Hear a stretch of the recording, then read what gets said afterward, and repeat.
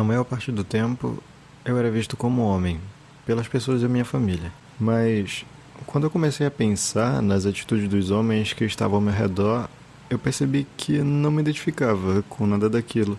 Foi então que eu passei a ser eu mesmo, e fui barrado pela minha própria família e pelos outros homens que eu conhecia, que se diziam meus amigos. Era sempre a mesma dúvida: eu era homem ou gay? Afinal, isso realmente importa? No fim das contas, o que é ser homem?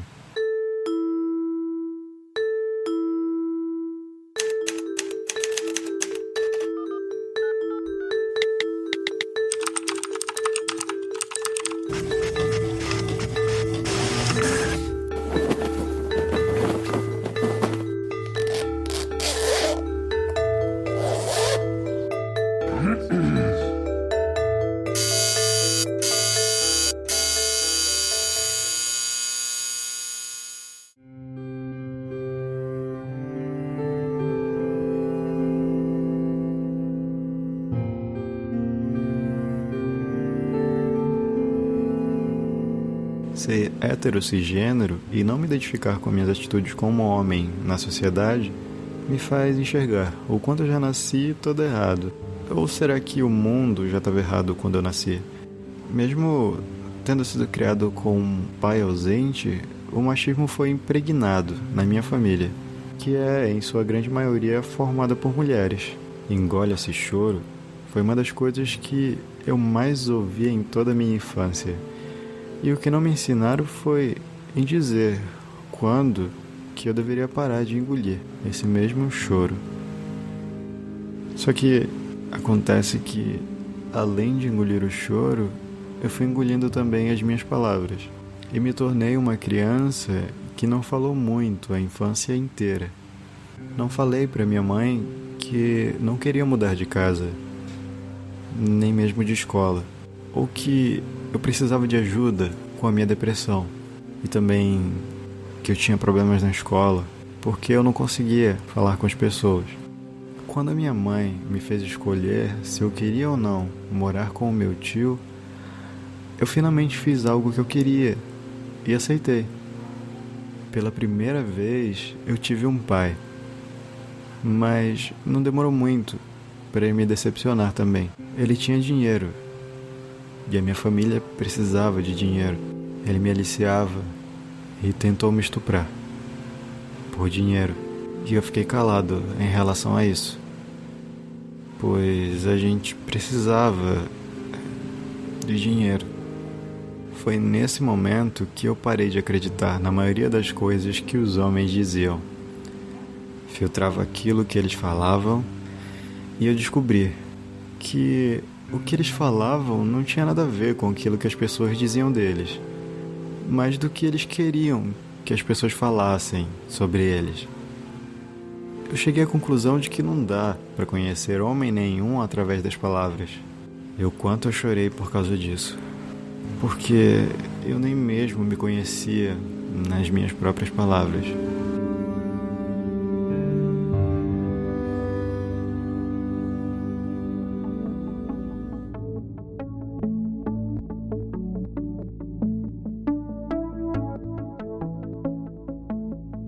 Quando eu entrei para o teatro, eu passei a ver o homem como um personagem que não aprende a ser coadjuvante da própria história.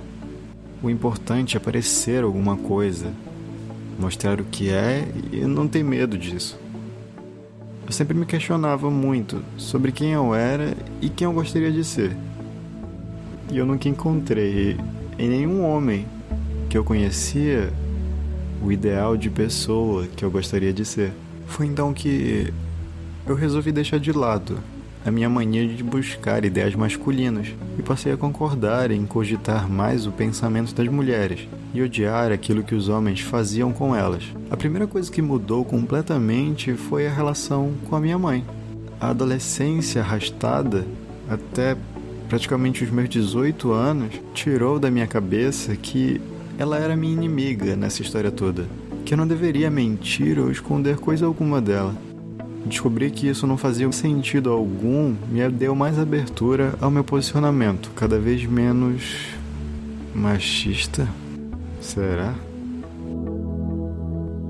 Ser o homem da casa se tornou o que eu mais desconhecia nas palavras dela. Que homem que eu teria de ser em casa? Que homem que eu era, no fim das contas? Foi que eu vi que nenhum homem que passou na nossa casa tinha ficado para me ensinar o que é ser esse tal homem da casa. Então, eu assimilei que, na nossa casa, eu deveria construir esse homem através das minhas próprias perspectivas de mundo, colocando como espelho o de uma mulher da casa, a única pessoa em que eu respeito e confio, a minha mãe.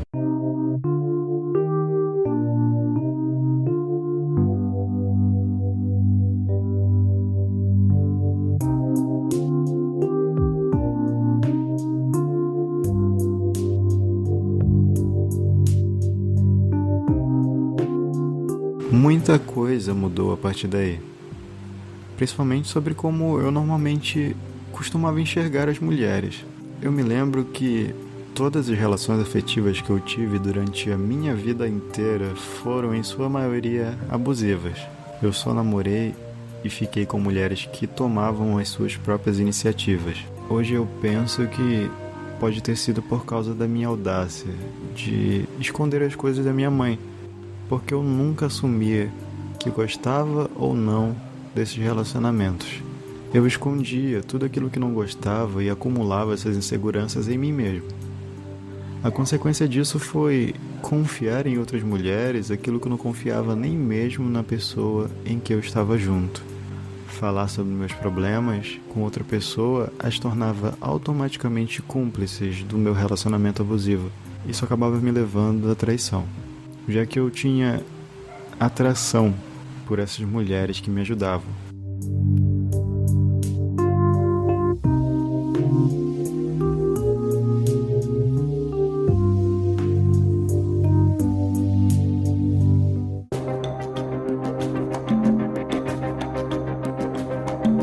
A verdade é que, em nossa sociedade, os homens não conversam sobre os seus sentimentos e também sobre os seus problemas pessoais, a não ser que esteja a fim de conquistar alguém. Logo, os amigos não podem saber das suas fraquezas para não ser zoado, e suas companheiras por não verem como fracos e inseguros. Esse pensamento patriarcal desenfreado reflete uma tensão guardada, que se eles não matam uns aos outros, usam essa mesma tensão para abusar, trair ou matar as mulheres. Homens estão morrendo porque eles não conseguem falar, diz uma matéria do Christus Reid lá no site Papo de Homem. Aí eu me lembro das vezes que eu estive no papel de um suicida. Você sempre tem a opção de procurar a ajuda de um profissional para conversar, quando você acha que nenhum dos seus amigos vai te dar atenção nesse problema que parece ser extremamente egoísta, o de conhecer a si mesmo. Mas a gente ainda prefere sofrer pelas mesmas coisas, com o tal mimimi de infantilidade retarda que é instigada pela sociedade, de que um homem, se não for um merda com as pessoas, não é homem. A gente descobre muito mais sobre quem somos quando a gente conversa com outras pessoas, mas é conversar no sentido de abrir-se e esperar que outra pessoa esteja aberta a trocar com você opiniões da sua perspectiva. Se você conversa com outra pessoa esperando que ela te apoie no seu discurso e que ela não dê um contraponto ou opinião própria sobre o assunto, a conversa, na verdade, está sendo uma imposição de ideal. Assim, vai rolar aquela tensão que eu disse lá atrás novamente. Depois de tudo isso, você já deve ter percebido que todos precisamos de muita terapia, né? Mas eu lembro pra você que terapia não é um bicho de 7 cabeças. E nem é coisa de gente doida, mas sim de gente que tem vontade de aceitar novas perspectivas e para isso, primeiramente, precisa descobrir quem, na verdade, é você em seus diversos meios sociais.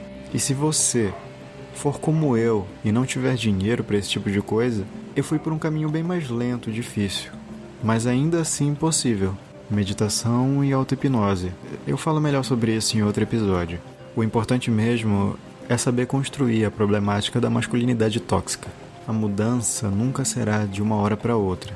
A maioria das vezes, você vai estar falando mal de uma atitude de um outro homem, fazendo a mesma coisa, só que em um contexto diferente, sem perceber.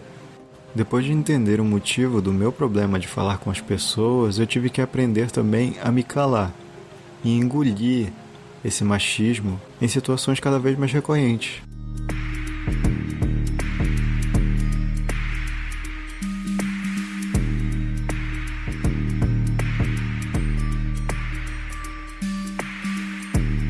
A gente nunca vai superar o machismo, nem mesmo doutrinar em uma única conversa o tal do discurso desconstruído. O ideal mesmo é compreender e saber quem realmente precisa ser protegido em tudo isso. A mudança nunca consegue ser estimulada sem força interna da necessidade dessa mudança. A maioria dos homens prefere continuar machista por não buscar entender quem eles são. A pergunta a ser respondida é se você é feliz assim ou se você faz outras pessoas serem felizes agindo da maneira que você age. Sempre vai ter horas que alguém vai ter que te mandar calar a boca e mandar real na sua cara para você perceber que está errado. E nesses momentos, qual é que vai ser a sua reação? Manter seu discurso e agir por impulso? Ou cogitar que você está mesmo sendo um babaca? O mundo vai continuar apoiando indiretamente os nossos suicídios e os feminicídios pela ignorância do substantivo feminino mais bonito que eu conheço: a empatia. Então, o que é ser homem para você?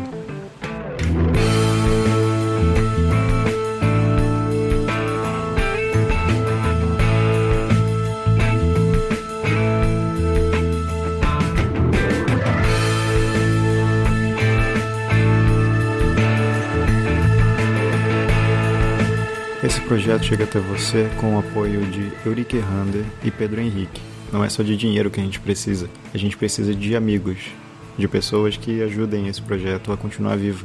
Então, caso você queira colaborar de alguma outra maneira, é só você acessar virguladobrada.com.br/colaborando. Se você tem condições e realmente quer ajudar financeiramente esse projeto, acesse catarse.me/virguladobrada. Toda a descrição, links e a transcrição completa desse episódio pode ser encontrado em virguladobrada.com.br/08.